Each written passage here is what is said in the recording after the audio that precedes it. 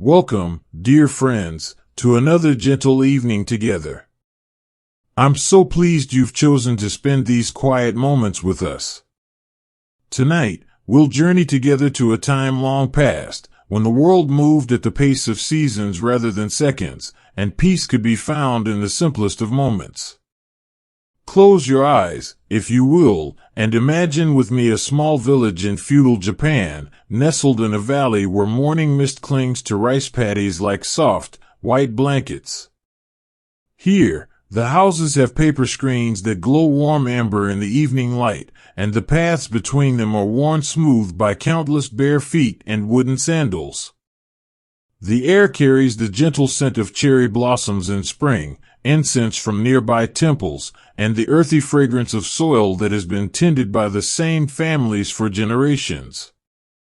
In this peaceful place, life unfolds with the rhythm of nature itself.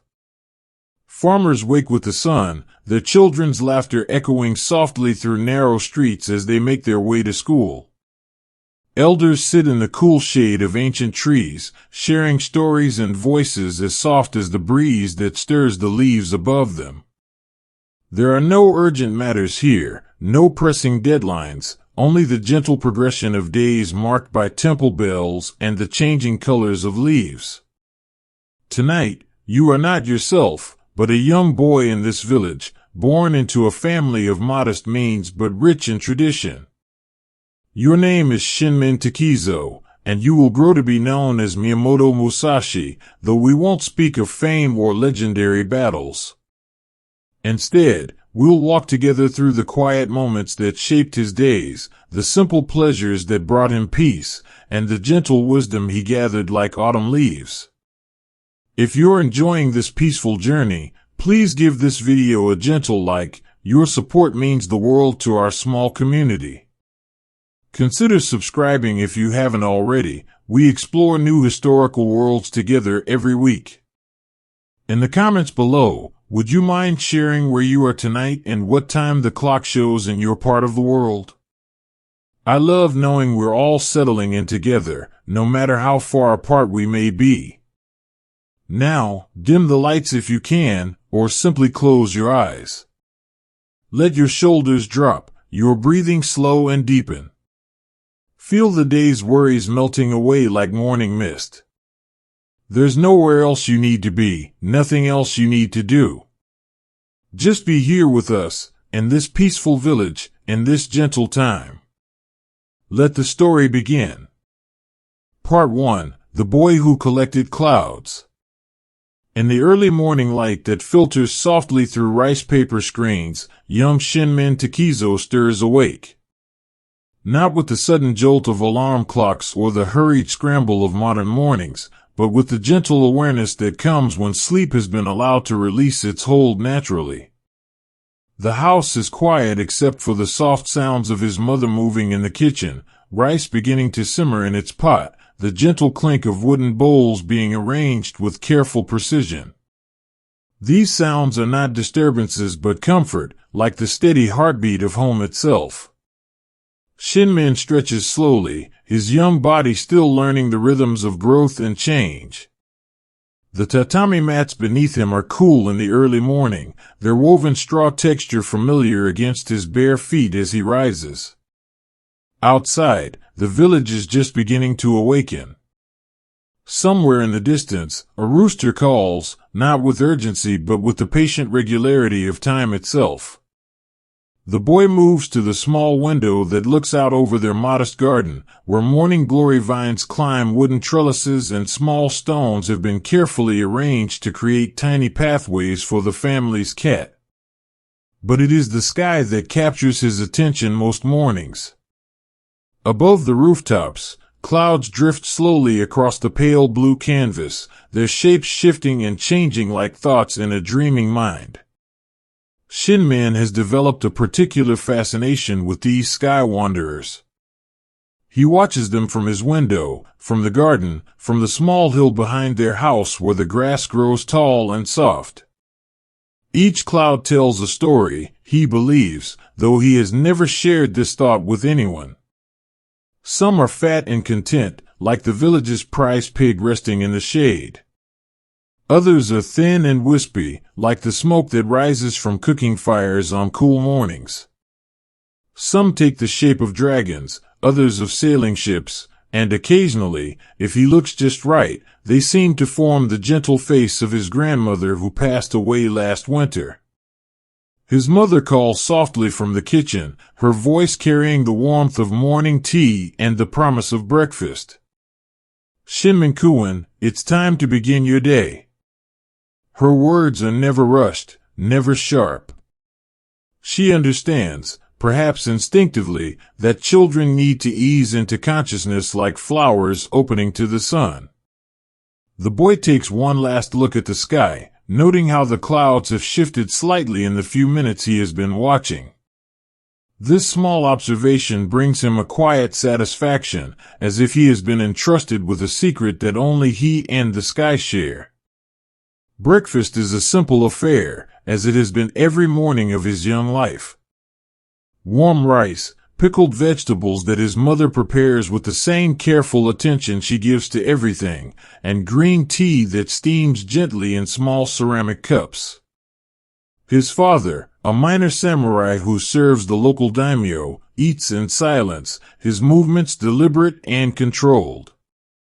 Even in the intimacy of family meals, he maintains the discipline that his position requires. But there is kindness in his eyes when he looks at his son, and sometimes, when Shinmen asks a question about the world beyond their village, his father's answers come with a gentleness that surprises other families in the village who know him only by his title. After breakfast, while his father prepares for his duties at the Lord's estate, Shinmen has the freedom to explore his small world. Today, like most days, he finds himself drawn to the garden behind their house. Here, his mother grows herbs for cooking and healing, basil with its sweet fragrance, mint that releases its cool scent when touched, and chrysanthemums whose petals will later be dried for tea. Between these cultivated plants grow wildflowers that the boy has allowed to flourish simply because they please his eye.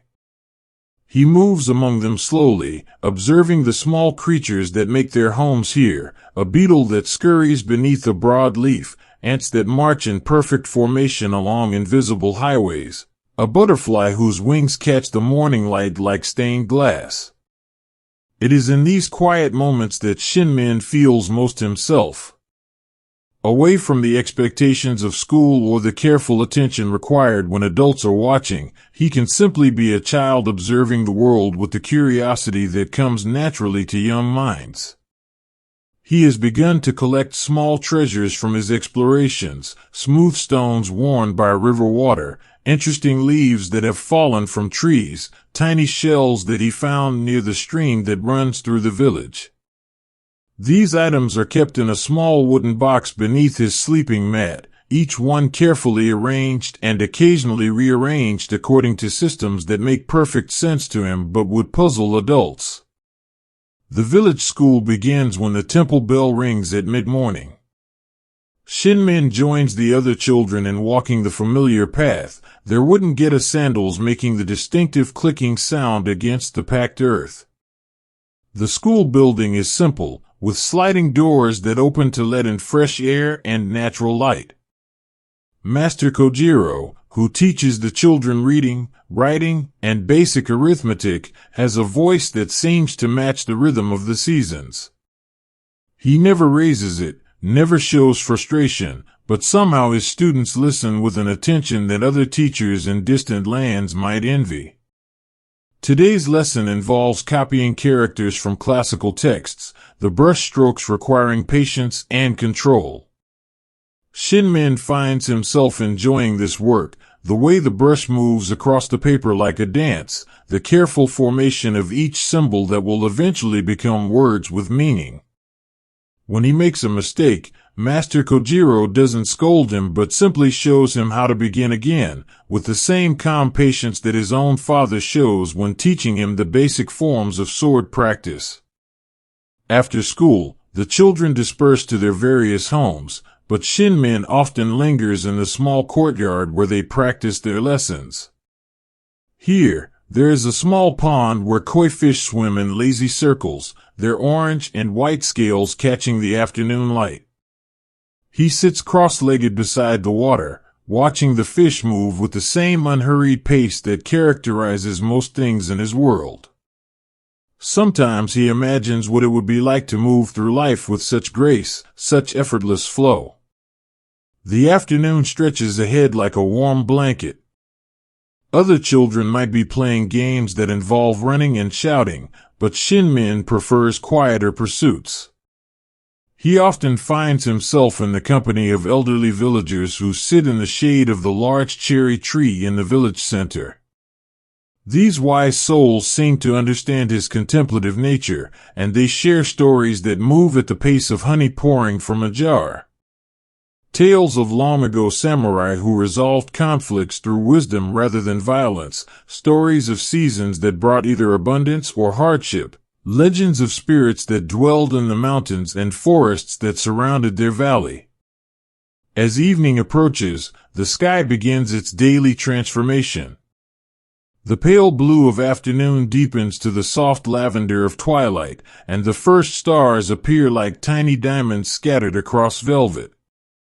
Shinmen's mother calls him in for the evening meal, her voice carrying easily through the quiet streets. Dinner is another simple affair, but the family sits together, sharing not just food but the gentle conversation that helps them understand each other's days. After dinner, when the dishes have been washed and put away with the same careful attention given to all tasks, the family gathers in the main room for evening meditation. His father sits with his back straight and his breathing deep, finding in this practice the same discipline that serves him in his duties. His mother knits or mends clothing, her hands moving with the rhythm of practiced skill.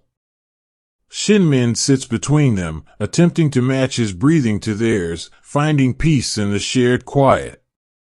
As the evening progresses and the house settles into the comfortable silence of night preparation, Shinmen retreats to his small sleeping area.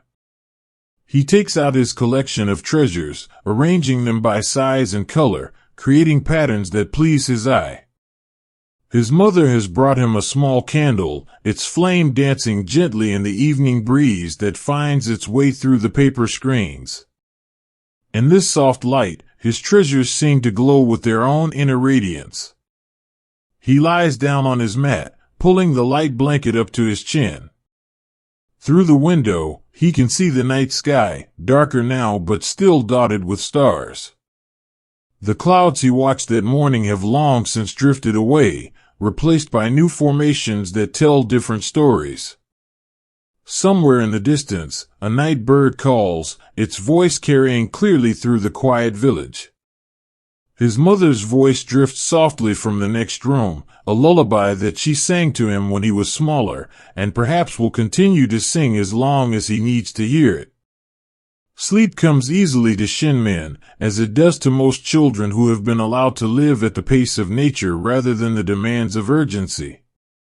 His dreams are filled with gentle images, the slow drift of clouds across endless sky, the patient circling of koi in their pond, the careful brush strokes that create beautiful characters on white paper. In these dreams, there is no rush, no anxiety, no pressure to be anything other than exactly what he is, a boy who finds wonder in the simple act of watching the world move at its own sweet pace. And when morning comes again, as it always does, Shinmen will wake to the same gentle sounds of home, the same promise of another day filled with small discoveries and quiet moments of peace. The clouds will be different, but they will still drift across the sky with the same patient grace. The koi will still swim in their lazy circles. And he will still be the boy who finds magic in the ordinary, who understands that the most profound wisdom often comes not from seeking but from simply being present to what is already there, waiting patiently to be noticed. Part 2. The Student of Small Things. The years flow past like water in the village stream, each season bringing subtle changes that mark Shinmen's gradual transformation from curious child to thoughtful young student. His education continues under Master Kojiro's gentle guidance, but perhaps more importantly, he has learned to see learning everywhere, in the careful movements of his mother's hands as she prepares meals, in the patient precision of the village carpenter, in the quiet wisdom of elderly neighbors who have witnessed decades of small changes that others might miss. Master Kojiro's classroom remains a place of peaceful discovery rather than rigid instruction. The old teacher moves among his students with the unhurried grace of someone who understands that true learning cannot be rushed. When Shinmen struggles with a particularly difficult character, Master Kojiro doesn't offer quick corrections but instead sits beside him, suggesting they both observe the shape together, finding in the process itself a kind of meditation. Learning, the teacher often says in his soft, measured voice, is not about filling a vessel but about awakening what is already there, waiting to be discovered. The boy has developed a habit of arriving early to class, not out of eagerness to begin but simply because he enjoys the quiet moments before others arrive. In these peaceful intervals, he practices his brush strokes on scrap paper, finding satisfaction in the smooth flow of ink across the surface. Sometimes he writes the same character over and over, not from boredom but from a desire to understand its essence, to feel how each stroke contributes to the whole. His classmates might find this repetitive practice tedious, but Shinmen discovers that repetition can be its own form of meditation, each attempt bringing him closer to something he cannot quite name but deeply recognizes. One afternoon, after his regular lessons have concluded, Shinmen finds himself drawn to the small workshop at the edge of the village where Hiroshi-san, the local blacksmith, hammers metal into useful shapes. The sound of his hammer strikes has become part of the background music of Shinmen's daily life, so familiar that he rarely notices it consciously. But today, he pauses outside the open doorway, watching with new attention as the craftsman works. Hiroshi-san is a large man with arms like tree branches and hands blackened by years of handling hot metal. His movements are rhythmic and precise, each hammer blow falling with the same careful timing that a musician might use to keep beat. The metal glows orange in the forge, and Shinmen watches with fascination as it gradually takes shape under the blacksmith's patient attention. There is something deeply hypnotic about this process, the way raw materials are transformed through heat and pressure and skill into objects of beauty and utility. "Good afternoon, young Shinmen," Hiroshi-san says without looking up from his work. The blacksmith has become accustomed to the boy's quiet presence, understanding instinctively that he comes not to disturb but to observe. "Would you like to see how we shape the steel?" Shinmen nods, stepping closer but remaining respectfully at the edge of the workspace. Hiroshi-san explains each step of the process in simple terms, his voice carrying over the sound of hammer on metal. The heating, the shaping, the cooling, the careful attention to every detail that will determine whether the final product serves its intended purpose well or fails in the hands of those who depend on it. As he listens, Shinmen begins to understand that craftsmanship is not just about skill but about patience, about the willingness to work slowly and carefully until the desired result emerges naturally rather than being forced into existence. Days blend into weeks, and Shinmen finds himself returning to the blacksmith's workshop regularly, not to learn the trade but simply to observe the rhythm of creation. He begins to notice patterns in Hiroshi-san's work, the way he tests the temperature of the metal by its color, the precise angle at which he holds his tools, the satisfied nod he gives when a piece meets his exacting standards. These observations become part of Shinmen's growing understanding of how things come into being through careful attention and patient effort. Another source of quiet learning comes from his time spent with Yamada-san, the village healer who gathers herbs in the mountains that surround their valley. On weekends, when his school lessons are finished and his father's duties don't require family attention, Shinmen sometimes accompanies the elderly woman on her collecting expeditions. She moves through the mountain paths with the confidence of someone who has walked them countless times, her eyes scanning the landscape for the specific plants she needs for her remedies. Patience, she tells him as they search for a particular variety of mushroom that grows only in certain conditions, is not just waiting but watching with attention. She shows him how to identify the subtle differences between similar plants, how to recognize the signs that indicate when herbs are ready for harvesting, how to handle delicate specimens without damaging their healing properties. Her movements are gentle and precise, her touch reverent when dealing with the natural treasures she seeks.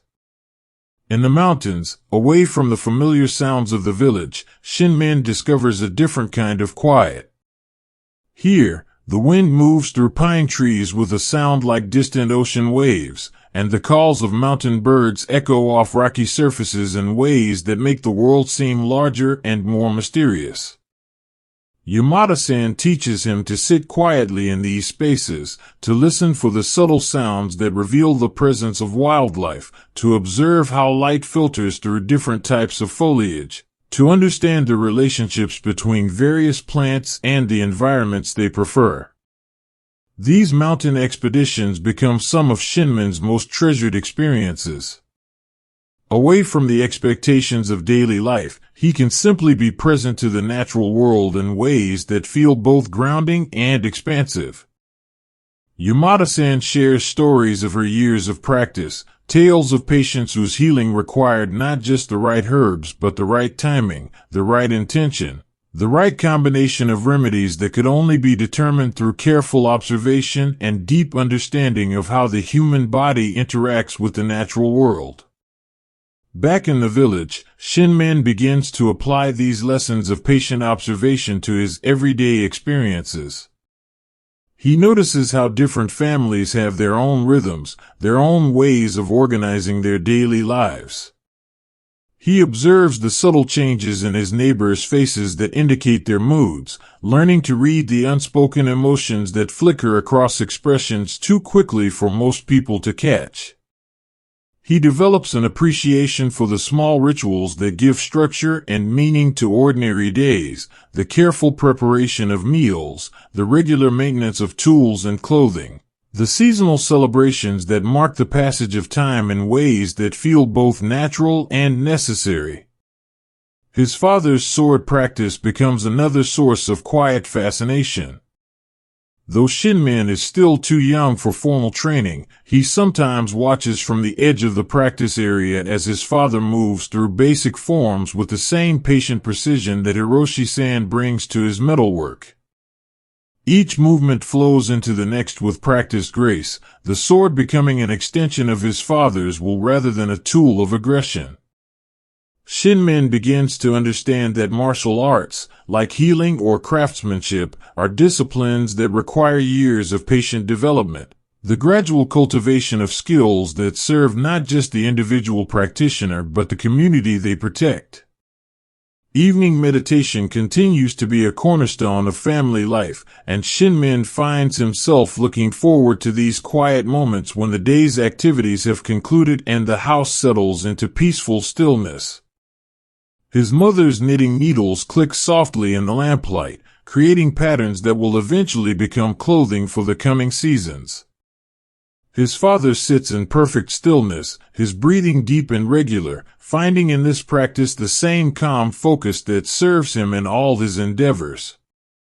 Shinmen experiments with different meditation techniques, sometimes focusing on his breath, sometimes on the sounds of the evening, sometimes simply allowing his mind to settle into the peaceful atmosphere that surrounds him. As he grows older, Shinmen's collection of small treasures continues to expand. But his approach to gathering and arranging these items has become more thoughtful, more intentional. He creates small displays that tell stories, arranging stones and leaves and interesting bits of metal in ways that capture moments of beauty he has observed during his daily explorations. His mother sometimes comments on these arrangements with gentle approval, recognizing in her son's careful attention to detail the same patient observation that characterizes all his learning. The changing seasons bring new opportunities for discovery. Spring arrives with its promise of renewal, cherry blossoms drifting like pink snow through the village streets. Summer brings the heat and humidity that make even simple tasks feel like minor accomplishments, but also the long evenings when families gather outside to enjoy the cooler air. Autumn paints the landscape in brilliant colors, and Shinmen finds himself collecting leaves not just for their beauty but for the way they represent the natural cycle of growth and release. Winter brings its own quiet magic, the world transformed into a landscape of white and gray where even familiar places seem mysterious and new. Through all these changes, Shinmen maintains his habit of early morning cloud watching, his fascination with the sky's daily transformations undiminished by the passage of time. If anything, his appreciation for these subtle changes has deepened, and he finds himself noticing details that escaped his younger attention, the way different types of clouds move at different speeds, the relationship between cloud formations and weather patterns, the way light plays across their surfaces to create constantly shifting patterns of brightness and shadow. The winter months bring their own special quality of quiet to Shinmen's daily routine. Mornings arrive later, and the house remains warm and cozy while the world outside transforms into a landscape of soft whites and gentle grays. His mother prepares hot tea that steams fragrantly in small ceramic cups, and the family gathers closer together during their evening meditation, sharing body heat as well as the warmth of their quiet companionship.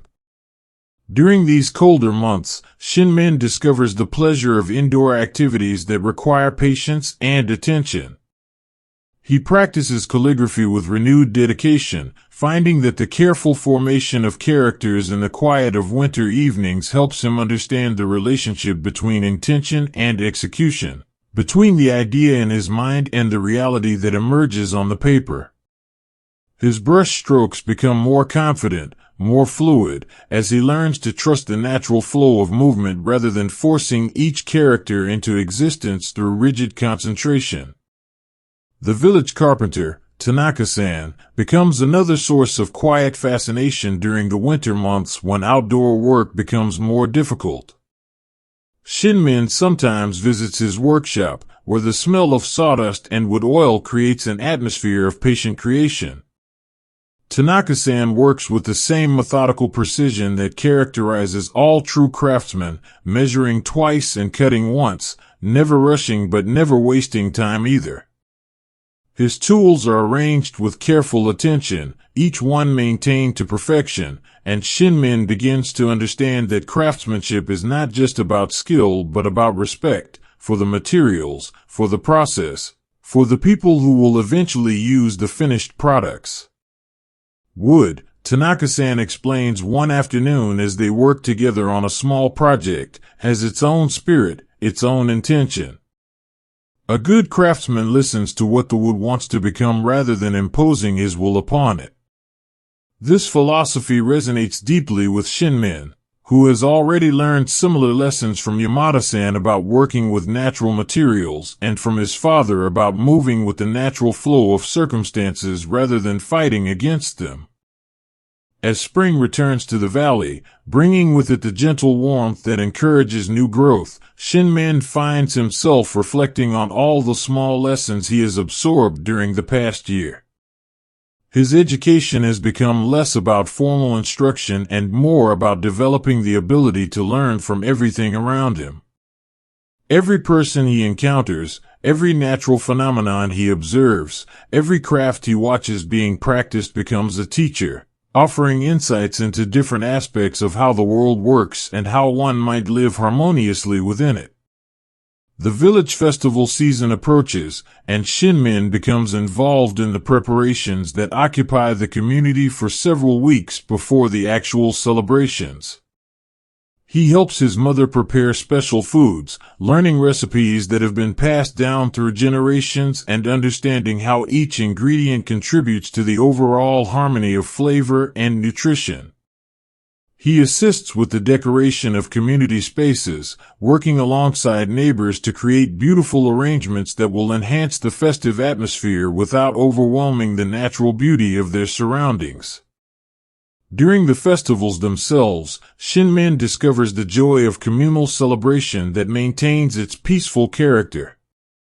The traditional dances move with the same unhurried grace that characterizes all village activities, the participants moving in synchronized patterns that create beauty through harmony rather than individual display.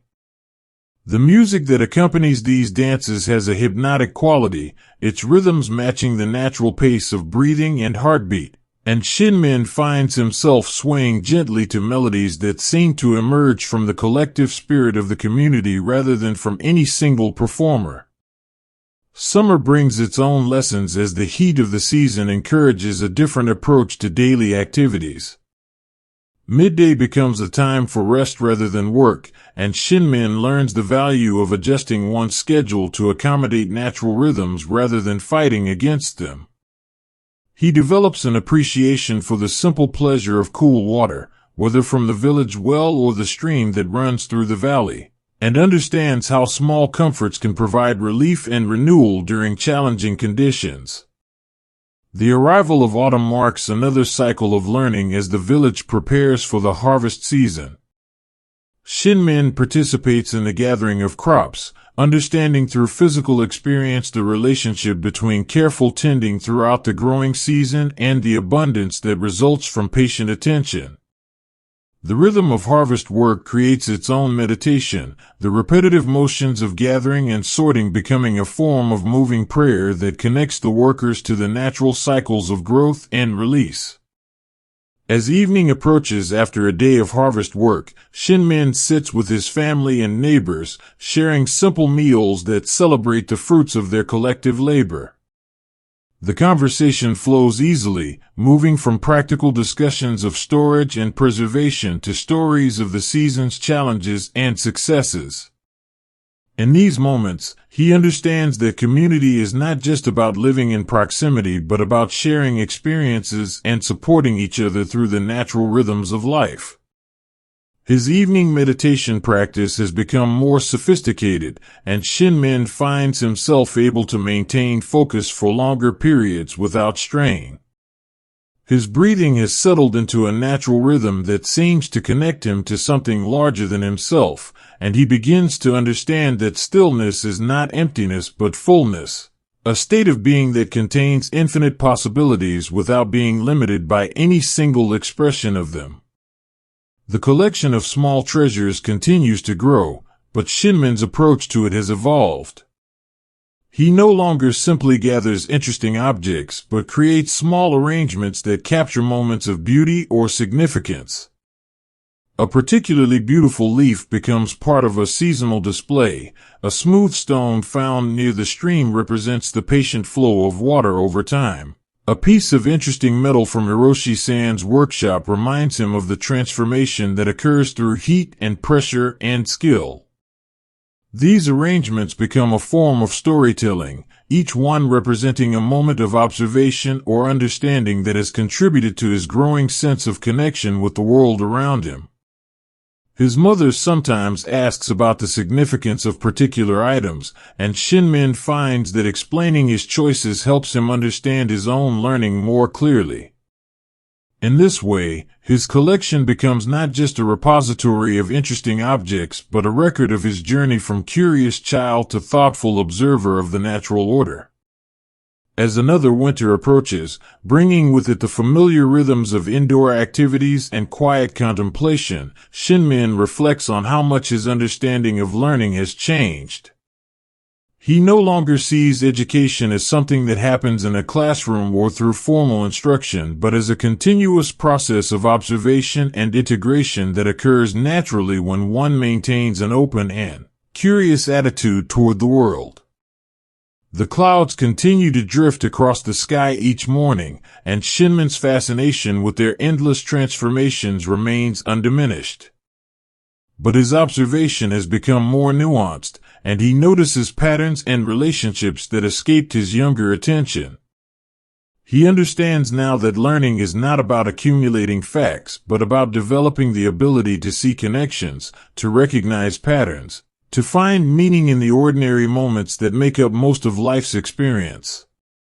This understanding brings him a quiet satisfaction that has nothing to do with achievement or recognition, but everything to do with the simple joy of being present to the world as it unfolds around him, day by day, season by season, year by year, in all its patient, persistent beauty. Part 3. The Young Man Who Walked Slowly. The transition from childhood to young adulthood happens gradually in the village, marked not by dramatic ceremonies or sudden declarations, but by subtle shifts in how others perceive and interact with Shinmen. At 17, he stands taller than most of his peers, his frame lean but strong from years of helping with various village tasks and the regular practice his father insists upon. Yet there remains something boyish in his manner of moving through the world, deliberate rather than hurried, observant rather than assertive, present rather than planning ahead with the anxious energy that characterizes many young people in more demanding environments. His daily routine has settled into a rhythm that feels both natural and necessary. He rises with the sun, as he always has, but now his morning meditation extends longer, his breathing deeper, his awareness more refined. The simple act of preparing tea has become a ritual that centers him for the day ahead, the careful measurement of leaves, the precise temperature of water, the patient waiting as flavor develops. Each step a reminder that good things come to those who practice patience. Breakfast remains a family affair, but conversations have grown more complex as Shinmen's understanding of the world expands. His father speaks to him now not just as a child but as a young man who will soon need to make his own way in the world. These discussions happen in gentle tones, never pushing but always offering perspectives that help Shinmen understand the responsibilities that come with maturity. His mother's advice carries the wisdom of experience, her words chosen carefully to support rather than direct, to encourage rather than pressure. The morning walk to the village center has become an opportunity for deeper observation. Where once he collected interesting stones and leaves, now he notices the subtle changes in his neighbors' lives, the new roof being installed on the carpenter's house, the small garden that the elderly widow has begun cultivating, the way different families adapt their routines to accommodate seasonal changes or personal circumstances. These observations don't feel like study but like a natural extension of caring about the community that has shaped him. Master Kojiro has begun to treat Shinmen less as a student and more as a young scholar, engaging him in discussions that require more sophisticated thinking. The classical texts they study together take on new meaning as Shinmen brings his growing understanding of human nature and natural processes to bear on their interpretation. Wisdom, his teacher observes one afternoon, is not about knowing more but about seeing more clearly what has always been there, waiting to be understood. The village blacksmith, Hiroshi-san, has taken to calling Shinmen the philosopher in a tone that suggests both affection and gentle teasing. You spend more time watching than working, the big man observes, his hammer pausing momentarily in its rhythmic beating. But perhaps that is the better way. I make things with my hands, but you seem to be making something with your mind. This observation puzzles Shinmen at first, but as weeks pass, he begins to understand that his patient observation of the blacksmith's work has taught him lessons about craftsmanship, patience, and the relationship between intention and result that go far beyond the simple mechanics of metalworking. Yamada-san, the village healer, continues to include Shinmen in her mountain expeditions, but their conversations have deepened as well. She shares stories of her own youth, of the teachers who helped shape her understanding of healing arts, of the patients whose recoveries taught her as much as her successes. Medicine, she explains as they sit on a rocky outcrop overlooking the valley, is not just about treating disease but about understanding health, what it looks like, how it feels, what conditions support its development. Only when you know health can you truly recognize illness, and only when you understand the natural state can you help restore it when it has been disturbed.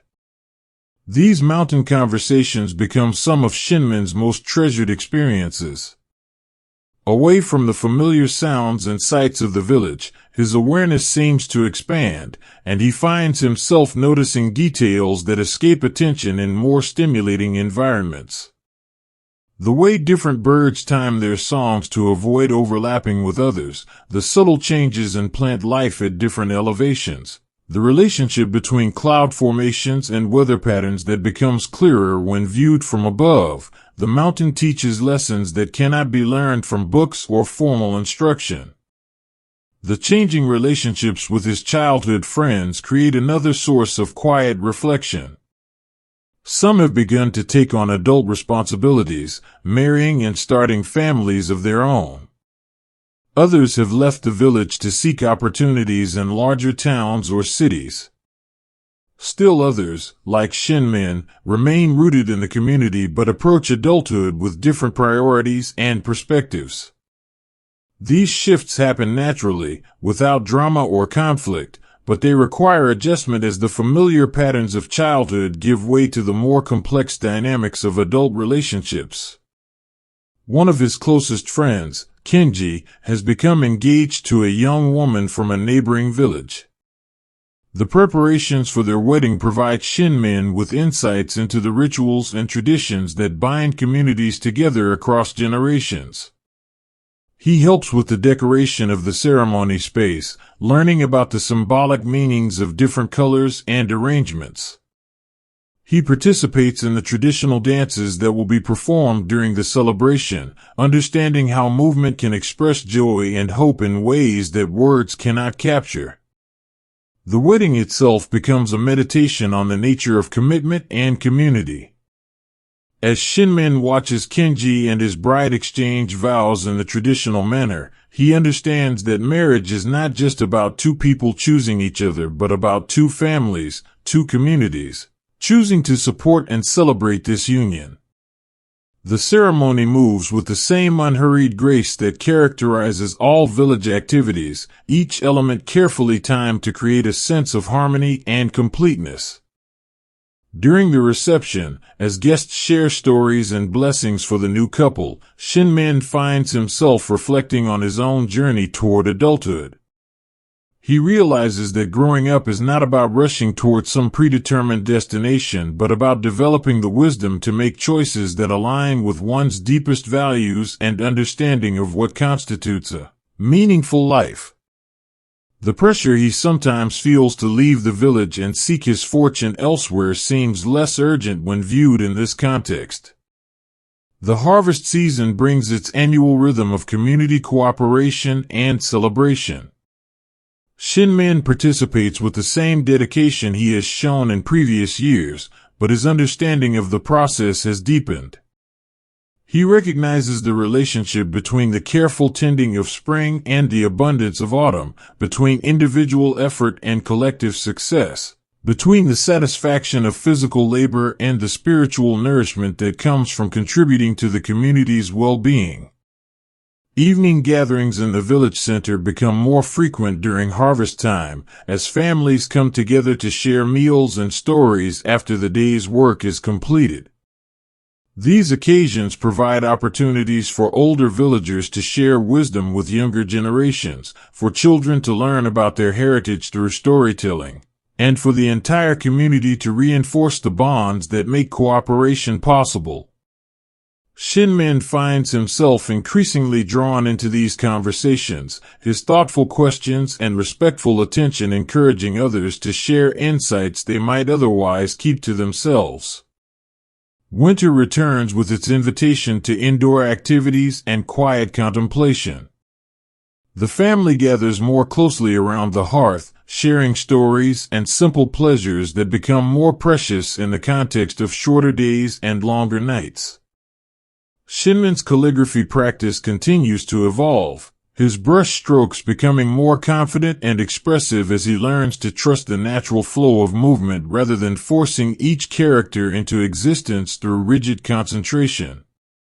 The village priest, who has become a source of spiritual guidance for Shinmen, invites him to participate more actively in temple activities. These include not just the regular ceremonies but the maintenance of the sacred spaces, the preparation of offerings, and the study of texts that explore the relationship between inner peace and outer harmony. True strength, the priest explains during one of their conversations, comes not from the ability to dominate others but from the capacity to remain centered when circumstances change, to maintain clarity when emotions run high, to find peace within yourself that you can then share with others. These teachings resonate deeply with Shinmen's own observations about the nature of effective leadership and conflict resolution. He has noticed that the most respected members of the community are not necessarily the most vocal or assertive, but those who can remain calm and thoughtful when others become anxious or angry. Their presence alone seems to create space for better solutions to emerge, not through force of personality but through the quiet confidence that comes from inner stability. Spring arrives with its promise of renewal, and Shinmen finds himself thinking more seriously about his future. His father has begun to discuss the possibility of formal training in the martial arts, not for the purpose of becoming a warrior but to develop the discipline and awareness that can serve any path he might choose. The sword, his father explains, is just a tool. What matters is the hand that wields it and the mind that guides that hand. A true swordsman uses his skills to protect rather than to destroy, to create space for understanding rather than to impose his will through force. This perspective on martial training appeals to Shinmen because it aligns with his growing understanding that true strength lies not in the ability to overcome others but in the capacity to remain centered and helpful, regardless of circumstances. He begins to practice the basic forms his father teaches him with the same patient attention he brings to all his learning, understanding that mastery comes not from rushing toward advanced techniques but from perfecting the fundamentals until they become second nature. The cherry blossoms bloom with their characteristic beauty, and Shinmen continues his morning ritual of cloud watching with undiminished fascination. But his observation has become more nuanced, and he notices patterns and relationships that escaped his younger attention. He understands now that learning is not about accumulating facts, but about developing the ability to see connections, to recognize patterns, to find meaning in the ordinary moments that make up most of life's experience.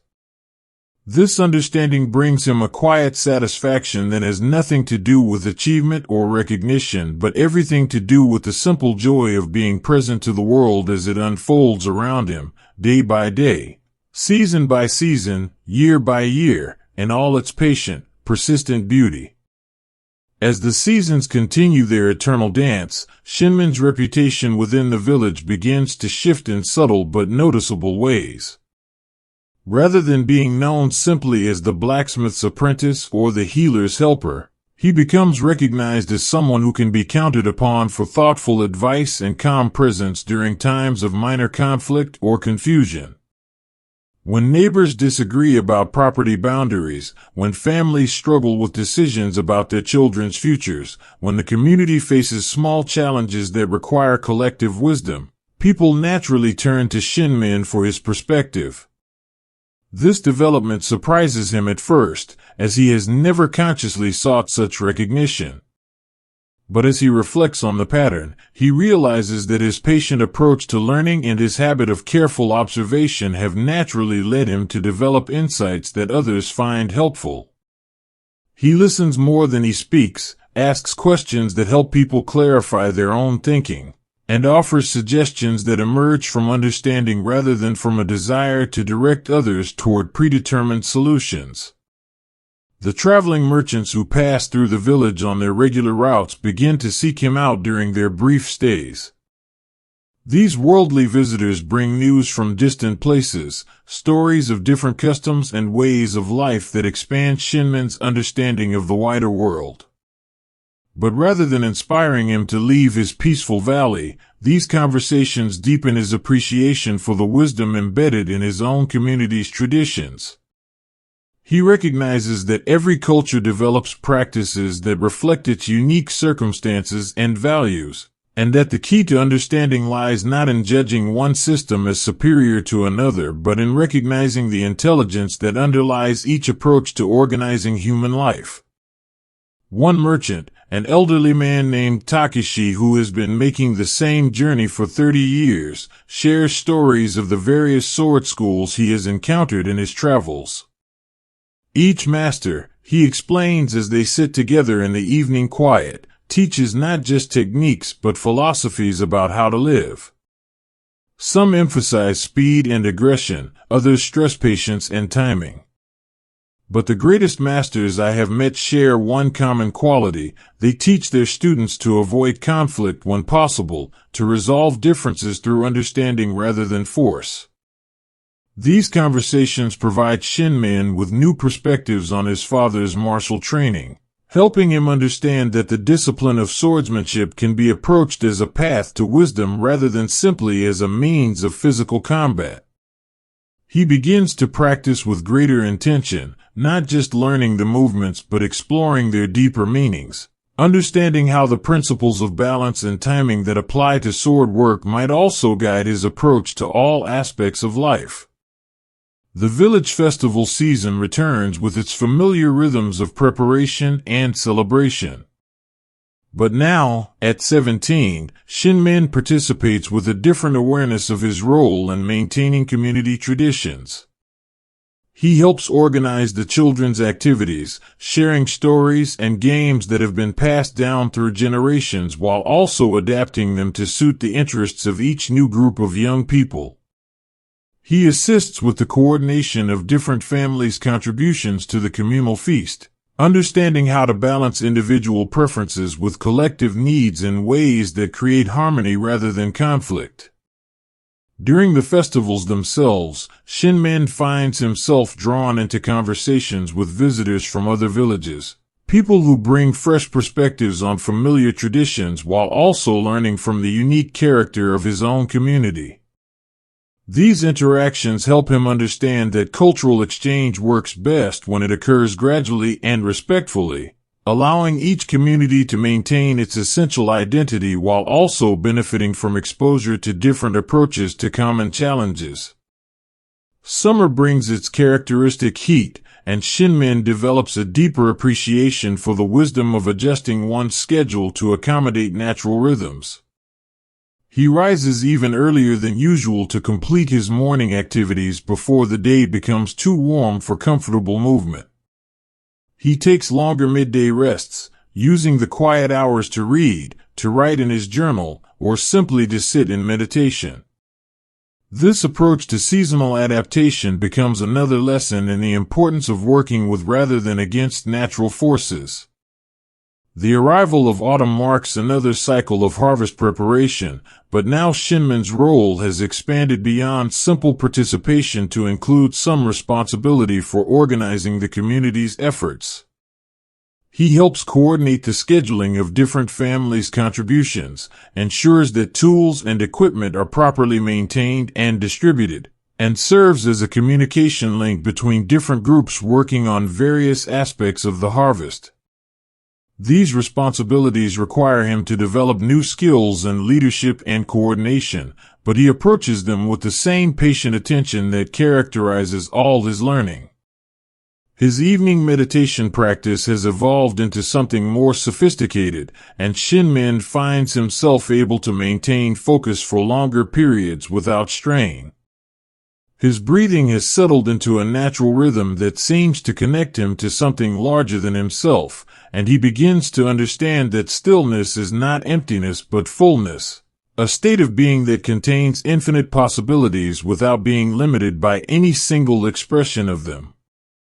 The collection of small treasures that began in childhood has become something more like a living museum of his journey through life. Each item represents not just an interesting object, but a moment of observation or understanding that contributed to his growing sense of connection with the world around him. His mother sometimes asks about the significance of particular items, and Shinmen finds that explaining his choices helps him understand his own learning more clearly. In this way, his collection becomes not just a repository of interesting objects, but a record of his journey from curious child to thoughtful observer of the natural order. As another winter approaches, bringing with it the familiar rhythms of indoor activities and quiet contemplation, Shinmen reflects on how much his understanding of learning has changed. He no longer sees education as something that happens in a classroom or through formal instruction, but as a continuous process of observation and integration that occurs naturally when one maintains an open and curious attitude toward the world. The clouds continue to drift across the sky each morning, and Shinmen's fascination with their endless transformations remains undiminished. But his observation has become more nuanced, and he notices patterns and relationships that escaped his younger attention. He understands now that learning is not about accumulating facts, but about developing the ability to see connections, to recognize patterns, to find meaning in the ordinary moments that make up most of life's experience.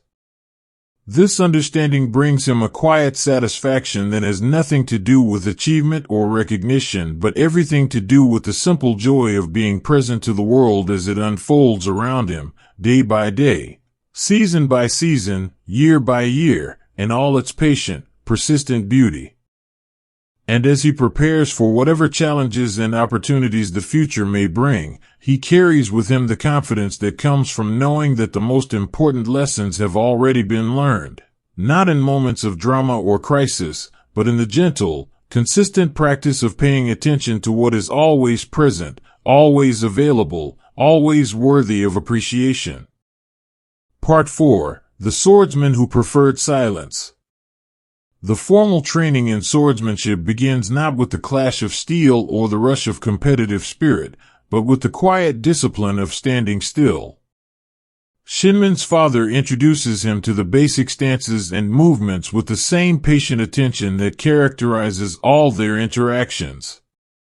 Each position must be held until it becomes natural, each movement practiced until it flows like water finding its course. But what strikes Shinmen most deeply is his father's emphasis on mental preparation rather than physical technique. Before you can move the sword, his father explains in the early morning quiet of their practice space, you must learn to still the mind that moves it. A sword is only as steady as the hand that holds it, and a hand is only as steady as the heart that guides it. These words become a meditation in themselves, repeated often enough that they begin to take root in Shinmen's understanding of what it means to be a true practitioner of any discipline. The wooden practice sword feels foreign in his hands at first, its weight and balance different from the toys he played with as a child. But gradually, as weeks pass and practice becomes routine, he begins to understand the relationship between the weapon and the wielder. It is not about force or speed, his father demonstrates, but about timing and intention. A well-placed strike delivered with proper timing can overcome greater strength, and a calm mind can anticipate an opponent's intentions before they become obvious to others. Master Kojiro, observing these training sessions from the edge of the practice area, begins to share his own insights about the philosophical aspects of martial discipline. The greatest warriors, he says one afternoon, are those who never need to draw their swords. True victory comes not from defeating others but from overcoming one's own limitations, one's own tendencies toward anger or fear or pride. This perspective transforms Shinmen's understanding of what he is learning, shifting his focus from external techniques to internal development. The village dojo, a simple building with wooden floors worn smooth by countless practice sessions, becomes Shinmen's second home. Here, He practices not just with his father but with other students who have come from neighboring areas to study under various masters. Most of these young men approach their training with eager intensity, eager to prove their skills and establish their reputations. But Shinmen finds himself drawn to a different approach, spending more time in meditation than in combat drills, more time observing than demonstrating. His unusual focus catches the attention of Sensei Yamamoto, the dojo's primary instructor, who has traveled extensively and studied with masters throughout Japan. "You have an interesting approach, young Shinmen," the sensei observes after watching him practice. "Most students are eager to show what they can do. You seem more interested in understanding what you need to become." This observation resonates deeply with Shinmen, who has always felt that true learning comes from within rather than from external demonstration. The training sessions themselves become a form of moving meditation. Shinmen learns to synchronize his breathing with his movements, to find rhythm in the repetition of basic forms, to cultivate a state of awareness that remains calm even when the practice becomes challenging. His father watches with quiet approval, recognizing in his son's approach the same patient attention that has always characterized his learning. Evening practice in the moonlight becomes a special time for Shinmen. The dojo's wooden floors take on a silver glow, and the shadows cast by the practice swords create patterns that shift and dance with each movement. In this ethereal light, the training feels less like preparation for conflict and more like a dance with the fundamental forces of balance and harmony.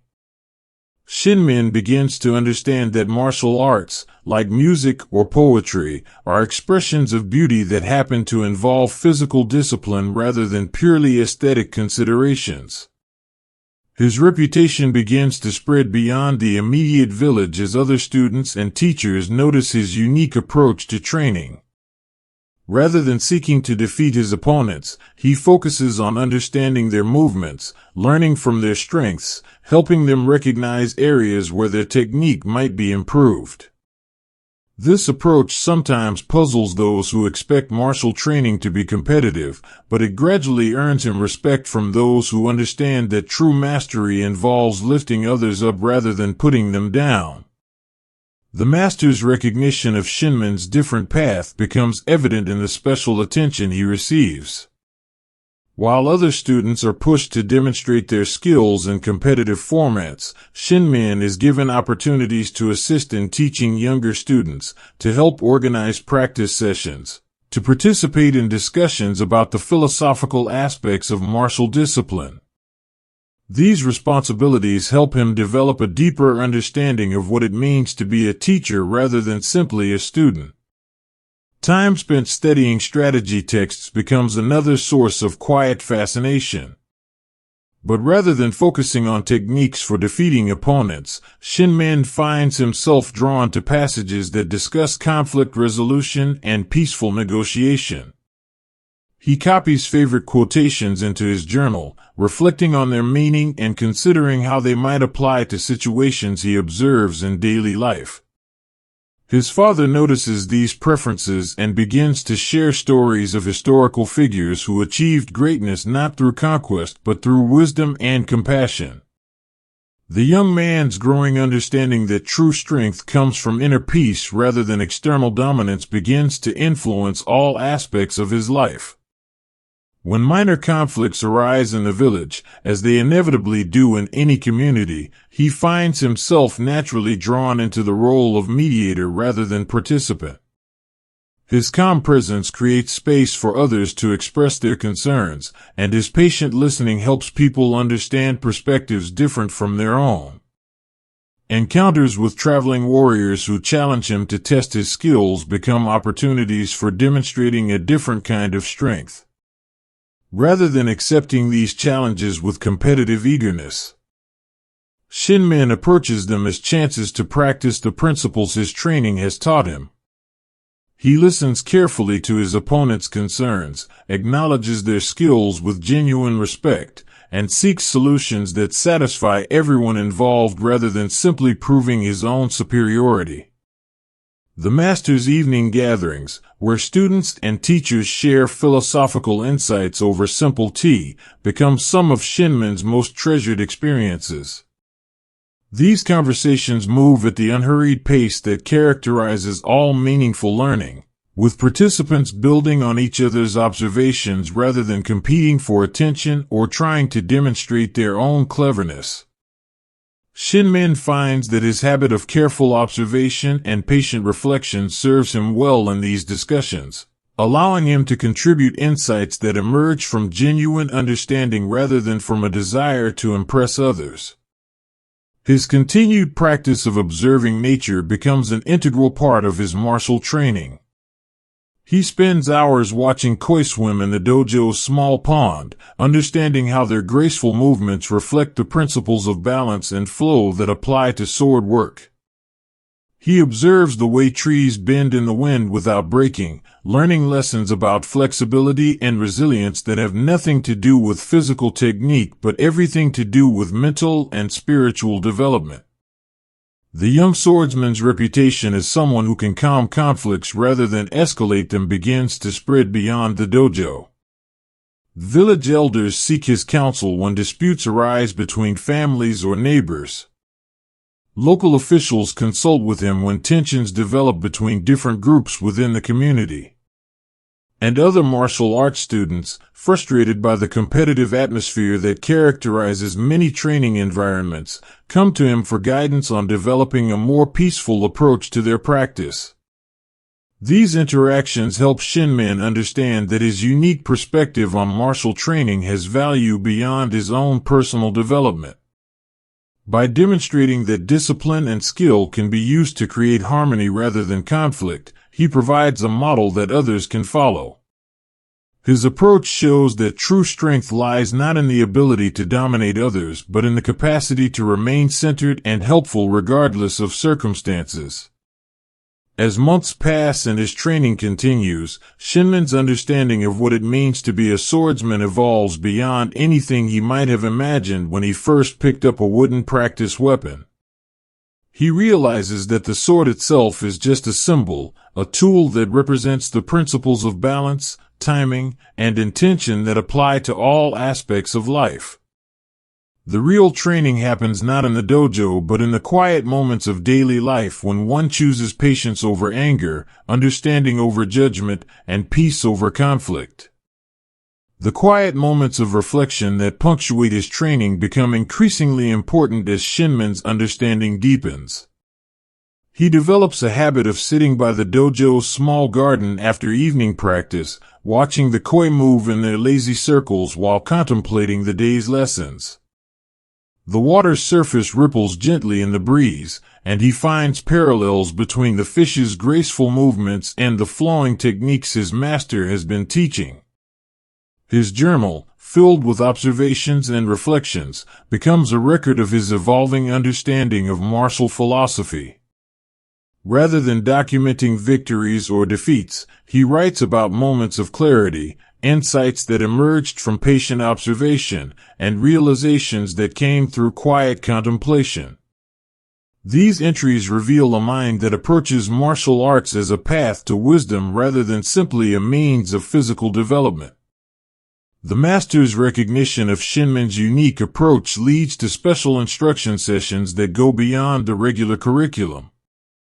In these private moments, Sensei Yamamoto shares teachings that have been passed down through generations of masters who understood that true martial skill involves mastering oneself before attempting to influence others.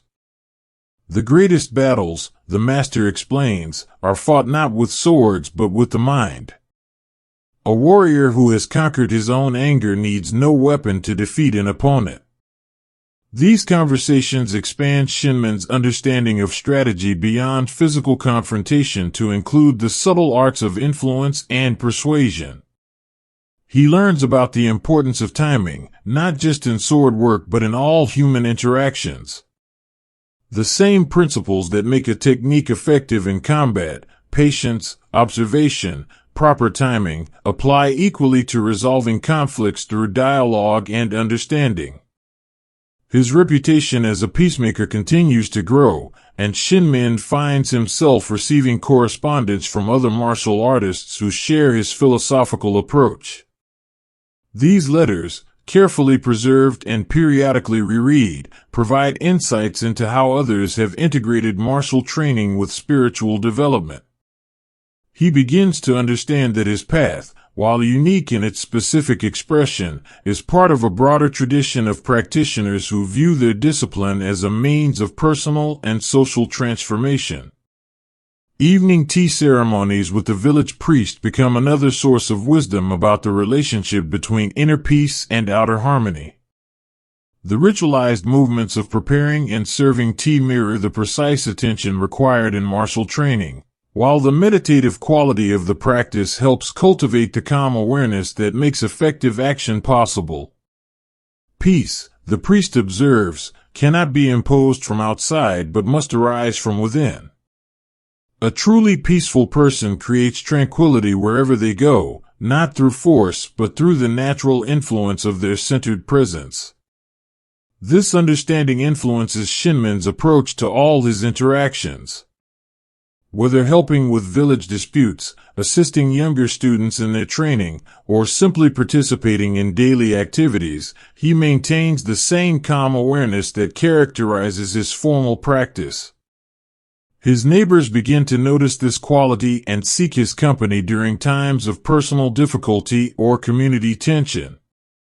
The young man's habit of writing letters home, sharing peaceful observations from his training, becomes a way of extending his influence beyond his immediate environment. His family, and eventually other villagers who read his correspondence, gain insights into a philosophical approach to life that emphasizes harmony over conflict, understanding over judgment, and patience over haste. His practice of walking alone in the mountains, which began as a way of finding quiet time for reflection, evolves into a form of moving meditation that integrates all aspects of his training. The rhythm of his steps, the careful attention required to navigate rocky paths, and the expansive awareness that comes from viewing the landscape from elevated positions all contribute to his growing understanding of how martial principles apply to daily life. These mountain walks also provide opportunities for encounters with travelers and hermits who offer perspectives on life that complement his formal training. An elderly monk who lives in a small cave explains how the principles of non-attachment apply to martial practice. A traveling merchant shares stories of how patience and observation have served him better than aggressive competition. Each encounter adds another layer to Shinmen's understanding of how wisdom manifests in different contexts. As his training progresses, Shinmen begins to attract students of his own, not young children seeking basic instruction, but serious practitioners who have grown dissatisfied with the competitive atmosphere that characterizes many martial arts schools. These students come to him not for flashy techniques but for guidance on developing the inner qualities that make effective action possible. He approaches teaching with the same patience and attention his own masters have shown him, understanding that true learning cannot be rushed. The master's final recognition of Shinmen's unique path comes in the form of a special ceremony that acknowledges his achievement not in terms of technical skill but in terms of spiritual development. "You have become," Sensei Yamamoto says during the quiet evening gathering, "what many seek but few find, a practitioner who embodies the principles he teaches, whose presence alone creates the harmony that others strive to achieve through force." This acknowledgement brings Shinmen a deep sense of satisfaction that has nothing to do with external recognition but everything to do with the confirmation that his approach has been correct. He understands now that his reluctance to embrace the competitive aspects of martial training was not weakness but wisdom, not avoidance but a deeper understanding of what true strength really means. As he continues his daily practice with renewed confidence in his chosen path, Shinmen carries with him the knowledge that martial arts, like all true disciplines, are not about defeating others but about perfecting oneself. The sword remains a symbol of this understanding, a reminder that the greatest victories are won not through conflict but through the patient cultivation of inner peace that naturally influences the world around it. Part 5. The Traveler Who Carried Peace. The decision to leave the village for broader study comes not as a dramatic departure but as a natural evolution of Shinmen's growing understanding. His masters, recognizing that his unique approach to martial philosophy requires exposure to different perspectives, encourage him to seek out teachers who share his emphasis on peace and wisdom. The village community, while sad to see him go, understands that this journey is necessary for his continued development and ultimately for the benefit of all those he will encounter. The morning of his departure arrives with the same gentle rhythms that have characterized his entire life. He rises early, as always, and spends time in meditation before beginning his final preparations. His father helps him pack simple necessities, a change of clothing, basic writing materials, a small amount of money for food and lodging, and his journal filled with years of observations and reflections.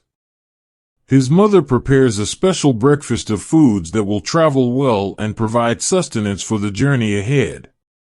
The farewell gathering in the village center brings together neighbors and friends who have supported Shinmen's development over the years. There are no grand speeches or emotional displays, just quiet expressions of affection and well wishes for his success. Elderly villagers share stories of their own journeys in youth, offering practical advice about travel and human nature.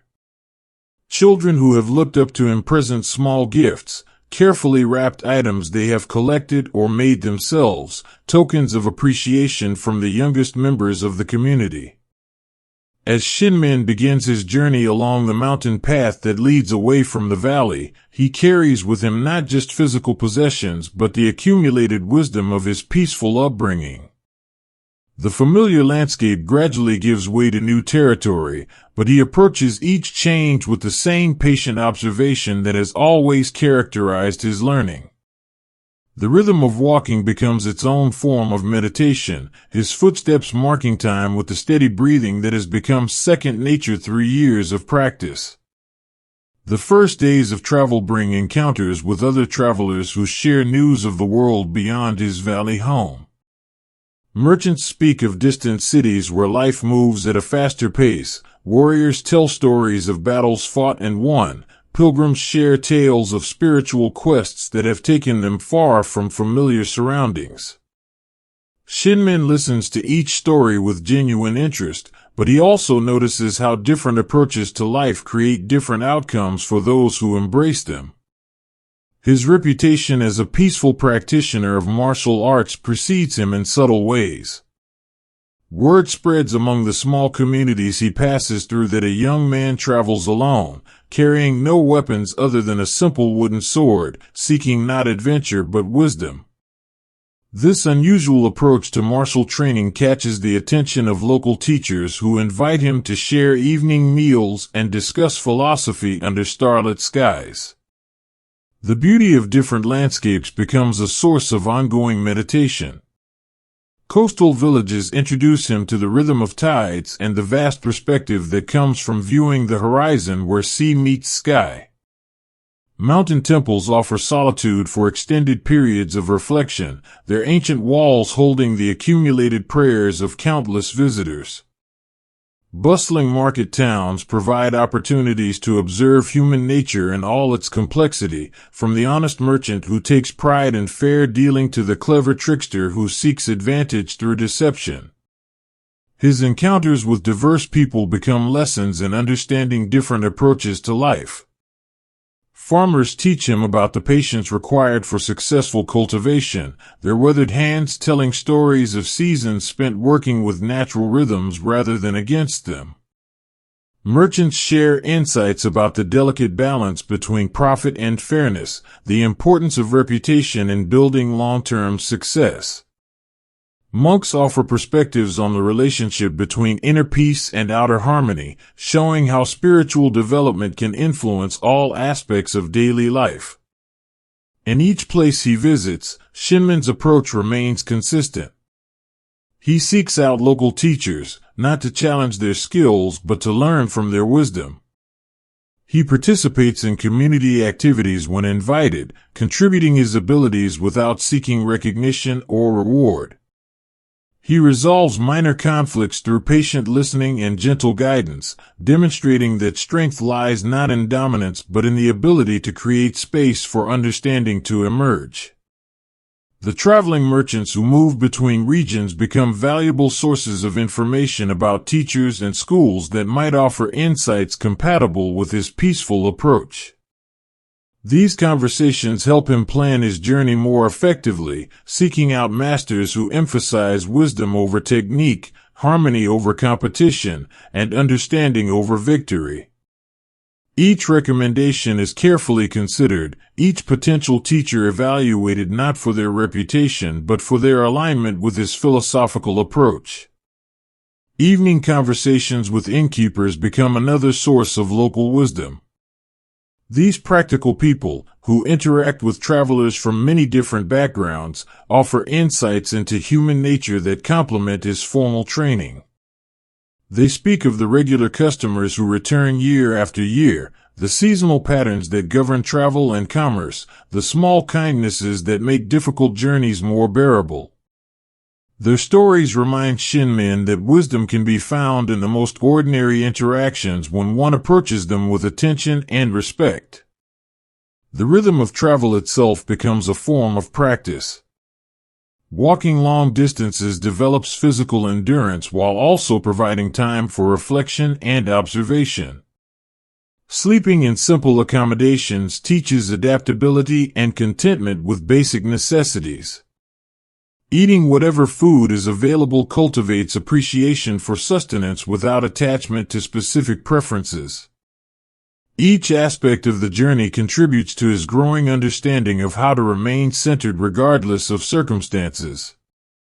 Encounters with other martial artists who seek to test their skills against his reputation create opportunities to demonstrate a different kind of strength. Rather than accepting challenges with competitive eagerness, Shinmen approaches these situations as chances to practice the principles his training has taught him. He listens carefully to his opponent's concerns, acknowledges their skills with genuine respect, and seeks solutions that satisfy everyone involved rather than simply proving his own superiority.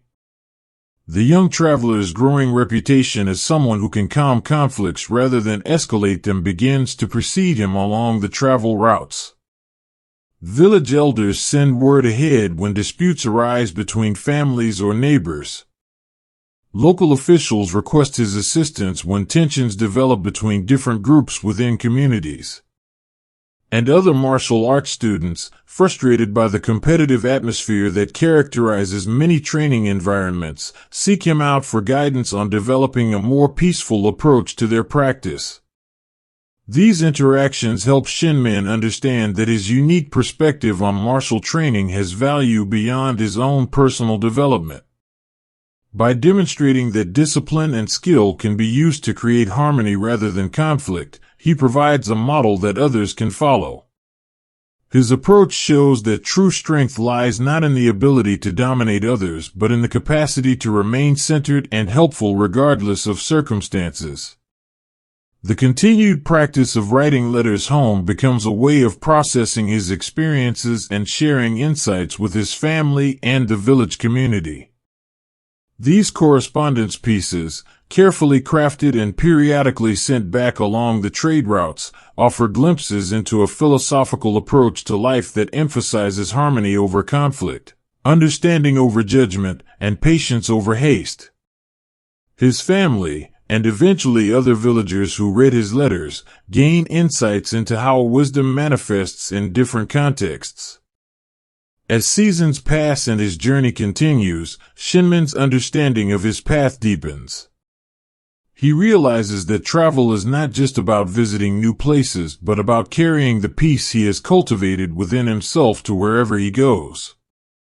Each community he visits becomes an opportunity to demonstrate that true martial skill involves creating harmony rather than destroying opposition. That real strength lies in the ability to influence others through example rather than force.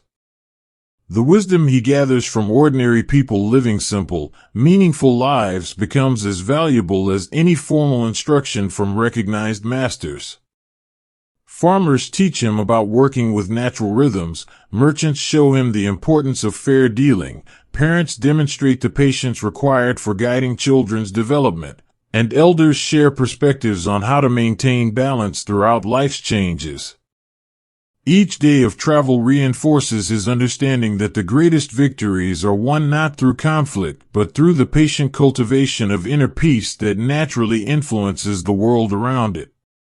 The wooden sword that serves as his only weapon becomes a symbol of this philosophy, a reminder that true strength comes from within and expresses itself through actions that create rather than destroy, that build up rather than tear down, that heal rather than harm. The mountain paths that lead to remote temples offer some of Shinmen's most profound learning experiences. Here, away from the distractions of daily life, he can focus entirely on the relationship between inner peace and outer expression. The monks who inhabit these secluded places have developed practices for cultivating awareness that complement his martial training in unexpected ways. Their approach to meditation, their understanding of impermanence, and their perspective on the interconnectedness of all things provide insights that deepen his appreciation for the philosophical dimensions of his discipline. Evening conversations with these spiritual practitioners often continue long after darkness falls, their voices carrying across quiet courtyards where the only sounds are the gentle rustling of leaves and the distant call of night birds. They speak of compassion as a form of strength, of non-attachment as a source of freedom, and of wisdom as the highest form of martial skill. These discussions help Shinmen understand that his peaceful approach to training is not a departure from traditional martial arts, but a return to their deepest philosophical roots. The practice of sitting in silence for extended periods becomes another form of moving meditation.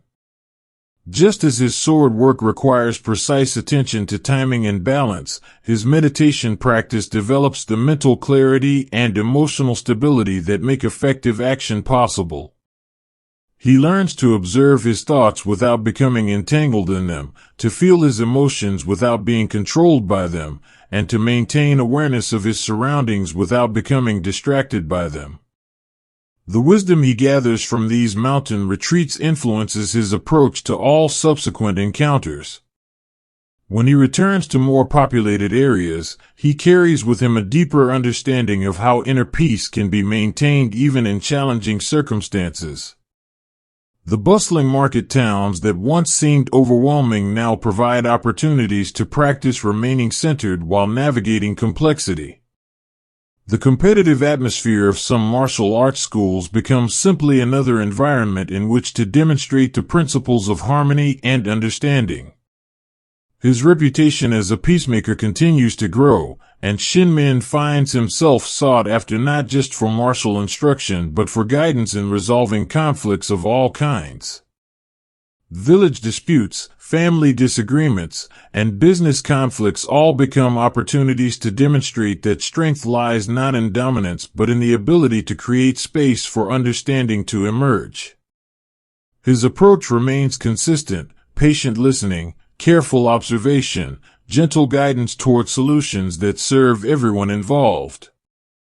The young traveler's habit of collecting small treasures from each place he visits evolves into a more sophisticated practice of gathering wisdom rather than objects.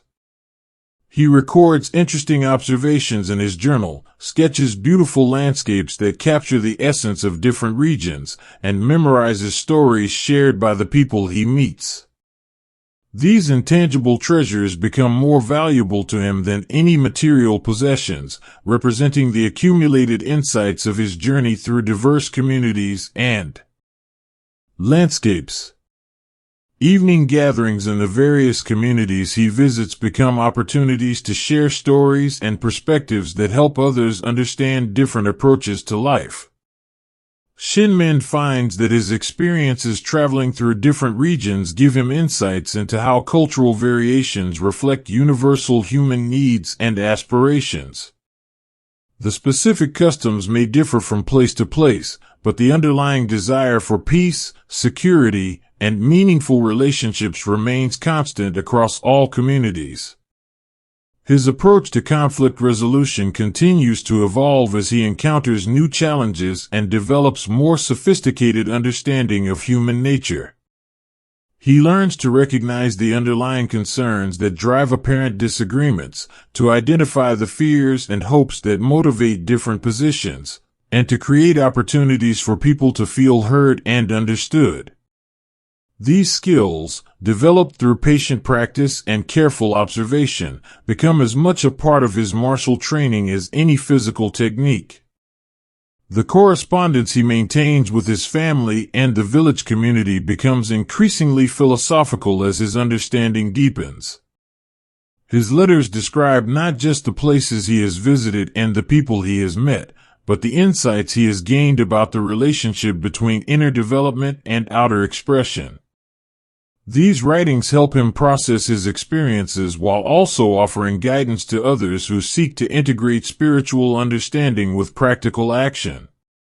As his journey progresses, Shinmen begins to understand that travel is not just about visiting new places but about carrying the peace he has cultivated within himself to wherever he goes. Each community he visits becomes an opportunity to demonstrate that true martial skill involves creating harmony rather than destroying opposition, that real strength lies in the ability to influence others through example rather than force. The wooden sword that serves as his constant companion becomes a symbol of this philosophy, a reminder that the greatest victories are won not through conflict but through the patient cultivation of inner peace that naturally influences the world around it. The wisdom he gathers from ordinary people living simple, meaningful lives becomes as valuable as any formal instruction from recognized masters. Farmers teach him about working with natural rhythms, merchants show him the importance of fair dealing, parents demonstrate the patience required for guiding children's development, and elders share perspectives on how to maintain balance throughout life's changes. Each encounter adds another layer to his understanding of how martial principles apply to daily life. His growing reputation attracts students who seek not flashy techniques but guidance on developing the inner qualities that make effective action possible. These serious practitioners come to him not for competition but for transformation, understanding that true mastery involves lifting others up rather than putting them down. Shinmen approaches teaching with the same patience and attention his own masters showed him, recognizing that genuine learning cannot be rushed. As seasons continue their eternal cycle and his journey extends into new regions, Shinmen carries with him the confidence that comes from knowing his path is true. The peaceful approach to martial training that once seemed unusual has proven its value through countless encounters and experiences.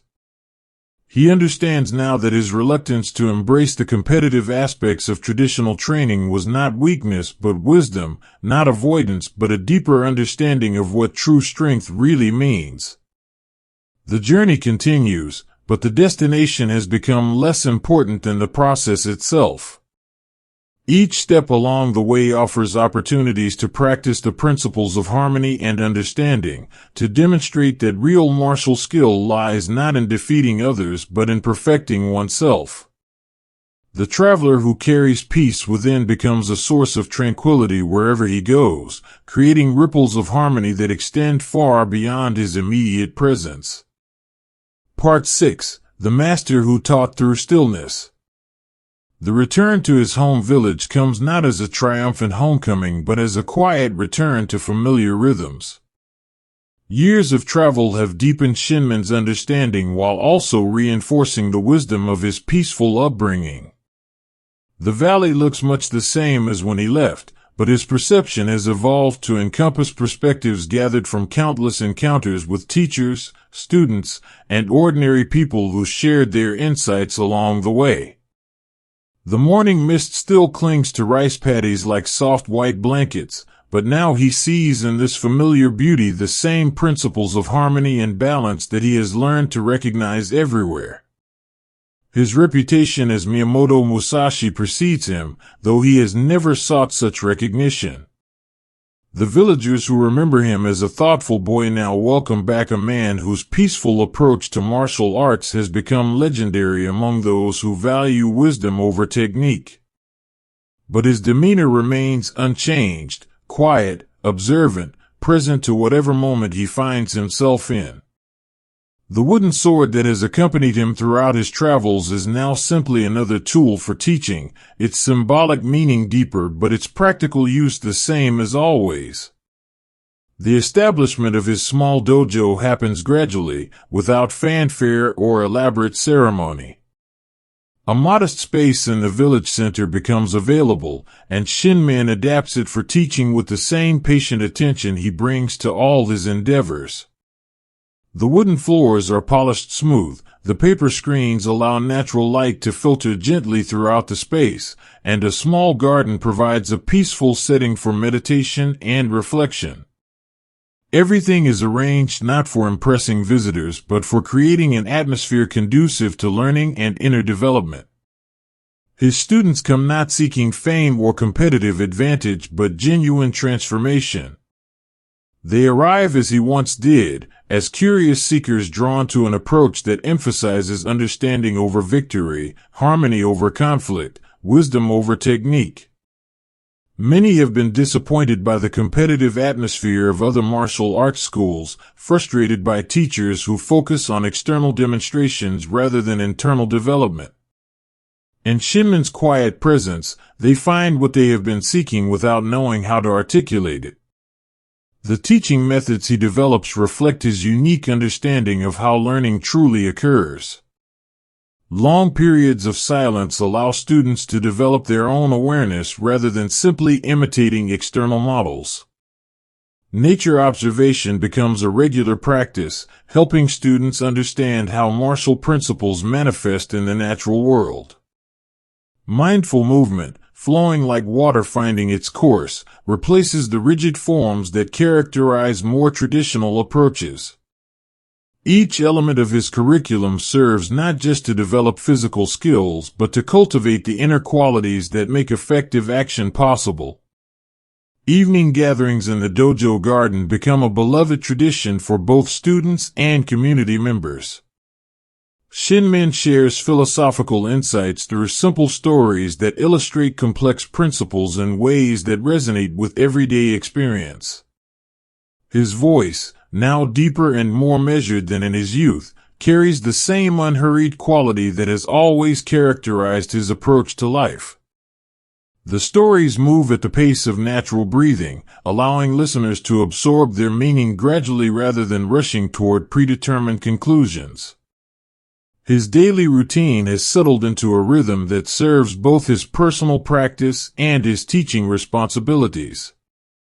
Early morning meditation precedes his own training sessions, where he continues to refine the understanding that has guided his development. The practice of calligraphy, never abandoned during his travels, provides another form of moving meditation that helps maintain the connection between intention and expression. Evening tea ceremonies with visiting students or community members offer opportunities for deeper conversations about the relationship between inner peace and outer harmony. The master's approach to conflict resolution has become legendary throughout the region. Villages in dispute send representatives to seek his counsel, understanding that his peaceful methods have proven more effective than traditional approaches involving force or legal confrontation. He listens to each side with equal attention, asks questions that help people clarify their underlying concerns, and guides them toward solutions that address root causes rather than surface symptoms. His presence alone seems to create space for understanding to emerge, as if his centered awareness naturally influences the emotional atmosphere of any gathering. Time spent in the dojo garden observing nature continues to provide insights that inform his teaching. The patient growth of plants demonstrates the importance of allowing development to unfold naturally rather than forcing predetermined outcomes. The graceful movements of koi in the small pond illustrate the principles of balance and flow that apply to all effective action. The changing seasons remind everyone that all conditions are temporary, that periods of challenge and difficulty are followed by times of growth and renewal. His correspondence with former students who have established their own schools becomes another source of satisfaction. These letters, exchanged regularly with practitioners throughout the region, share insights about teaching methods, discuss philosophical questions that arise in different contexts, and celebrate the ongoing development of students who have embraced the peaceful approach to martial training. The network of like-minded teachers that has developed around his influence represents the fulfillment of his early understanding that true strength lies in lifting others up rather than putting them down. Evening conversations with the village priest, now an old friend who has witnessed Shinmen's entire journey from curious boy to respected master, provide opportunities to reflect on the deeper meaning of his path. You have become, the priest observes during one such discussion, what many seek but few find, a teacher whose presence alone creates the harmony that others strive to achieve through effort. This recognition brings a quiet satisfaction that has nothing to do with external achievement but everything to do with the confirmation that his approach has been true to his deepest understanding. The master's reputation as a peacemaker continues to attract visitors from distant regions, but his approach remains consistent regardless of the circumstances. Whether helping to resolve a minor family dispute or mediating between communities in serious conflict, he maintains the same calm presence, the same patient listening, the same gentle guidance toward solutions that serve everyone involved. His students, observing these interactions, begin to understand that the greatest martial skill lies not in defeating opponents but in transforming conflicts into opportunities for mutual understanding. His continued practice of writing, now focused on sharing insights with a broader audience, becomes another way of extending his influence beyond immediate personal contact. The simple stories and observations he records in his later years capture the essence of his understanding in ways that resonate with readers who may never meet him in person. These writings, carefully crafted and periodically shared with trusted friends, help preserve the peaceful approach to martial training for future generations. The approach to aging that Shinmen develops reflects his lifelong understanding that true wisdom comes from working with natural processes rather than fighting against them.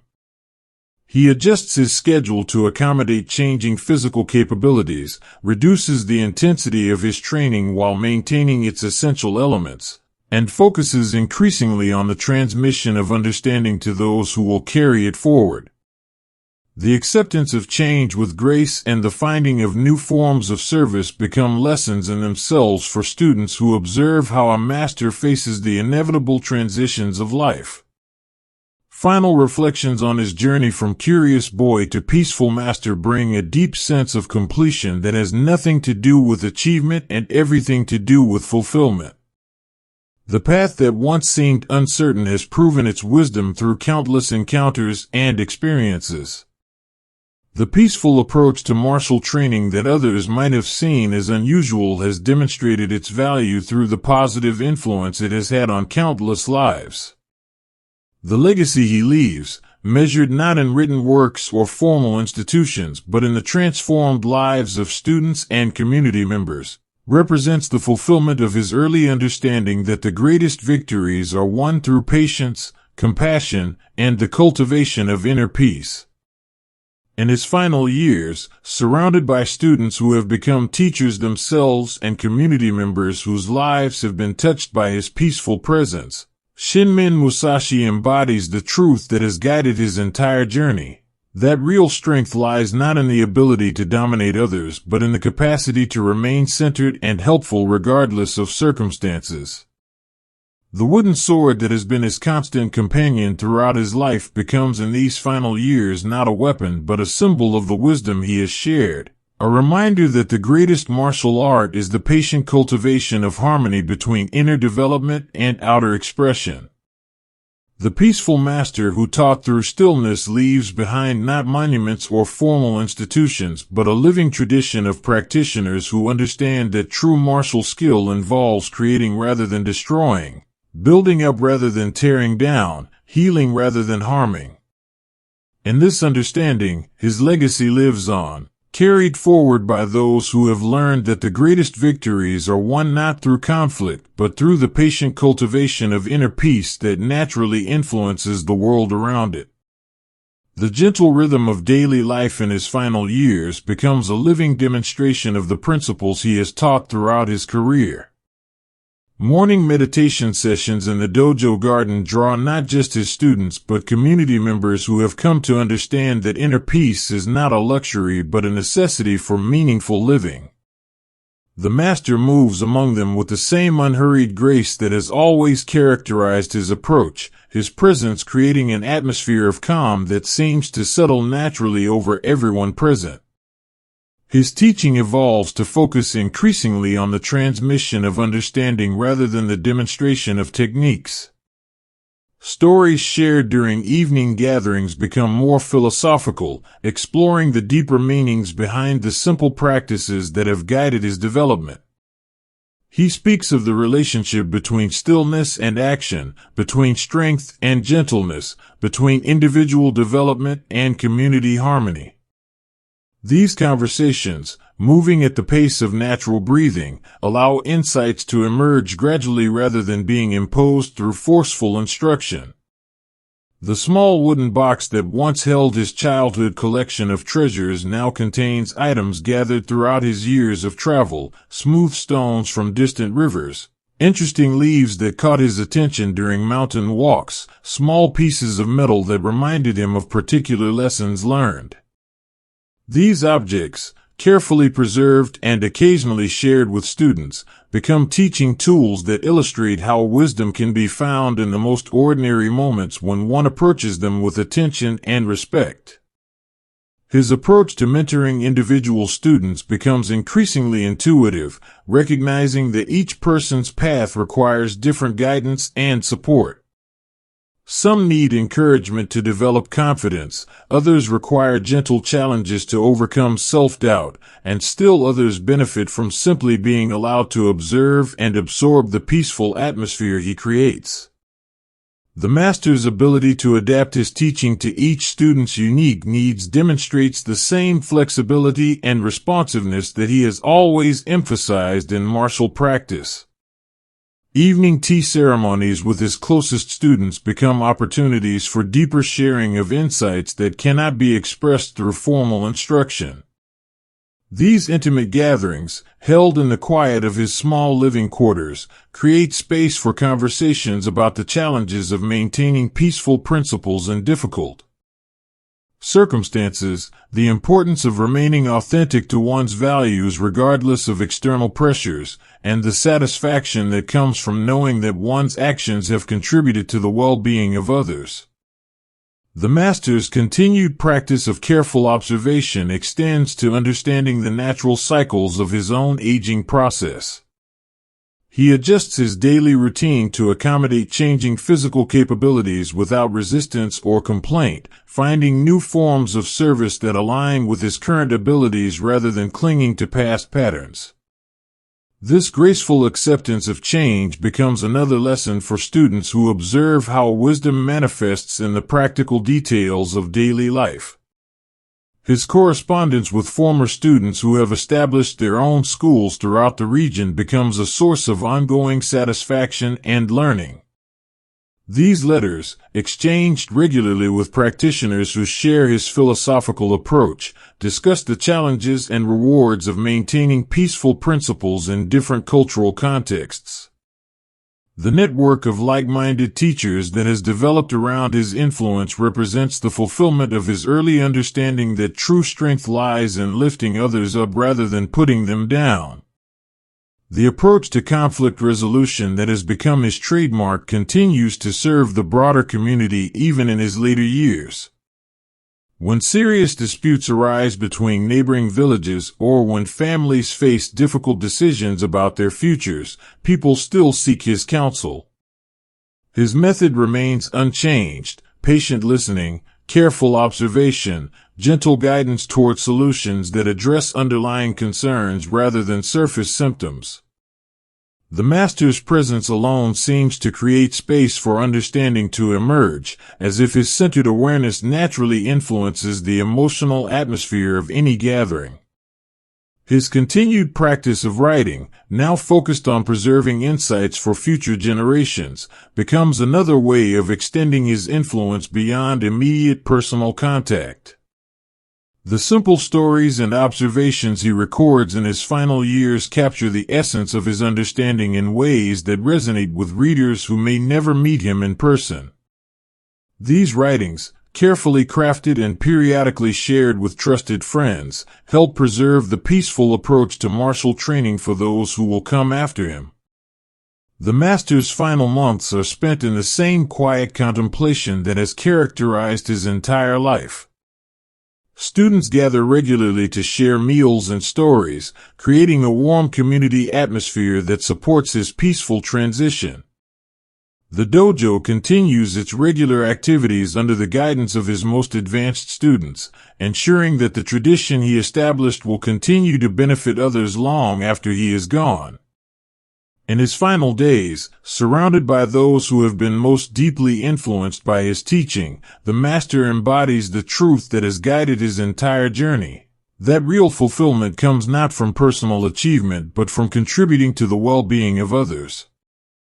The peaceful presence that has attracted students and community members throughout his career continues to create an atmosphere of calm and acceptance that helps everyone present understand that death, like birth, is simply another natural transition in the endless cycle of existence. The legacy he leaves behind is measured not in monuments or formal institutions but in the transformed lives of countless individuals who have learned to approach life with the same patient wisdom that characterized his own journey. Students who have become teachers themselves carry forward his understanding that true martial skill involves creating harmony rather than destroying opposition. That real strength lies in remaining centered regardless of circumstances, and that the greatest victories are won through compassion rather than conflict. In the years that follow, as his students establish their own schools and share their understanding with new generations of seekers, the peaceful approach to martial training that Miyamoto Musashi embodied continues to influence countless lives. The wooden sword that served as his constant companion becomes a symbol not of violence but of wisdom, reminding all who see it that the greatest martial art is the patient cultivation of inner peace that naturally influences the world around it. As our gentle journey together comes to an end, dear friend, I hope you feel the same sense of peaceful completion that accompanied Shinmen Takezo through his quiet transformation into the master we've come to know. Like the clouds that drifted across his morning sky throughout his life, our story has moved with natural rhythm, carrying us through seasons of learning, traveling, teaching, and finally, peaceful reflection. The beauty of Miyamoto Musashi's path lies not in its dramatic moments or legendary achievements, but in its simple truth that wisdom grows through patient observation, strength develops through inner stillness, and true mastery comes from lifting others rather than proving superiority over them. His wooden sword, which never needed to draw blood to demonstrate its power, reminds us that the greatest victories are won through compassion, understanding, and the quiet courage to remain centered regardless of circumstances. As you prepare to drift into sleep's gentle embrace, carry with you the peaceful rhythms we've shared tonight. Let your breathing slow to match the unhurried pace of our story, and allow the quiet wisdom of Shinmen's journey to settle naturally into your consciousness. The conflicts he resolved without violence, the students he guided through patient presence, and the communities he helped heal through understanding. All of these offer us glimpses into a different way of being in the world. If this peaceful exploration of history has brought you comfort tonight, please consider subscribing to Wisdom Life, where we continue to discover gentle stories from the past that help us rest more deeply and live more mindfully. Share in the comments below how this journey has touched your heart, and let us know which historical figure you'd like to explore together next. Now, dear friend, as the gentle silence settles around us like a warm blanket, let yourself drift naturally into the peaceful sleep that awaits. There is nowhere else you need to be, nothing else you need to do. Simply rest, knowing that tomorrow will bring its own quiet opportunities for growth, understanding, and the patient cultivation of inner peace. Sweet dreams, gentle traveler. Until we meet again in another peaceful evening, may you find in your sleep the same tranquility that guided Miyamoto Musashi through his remarkable, quiet life.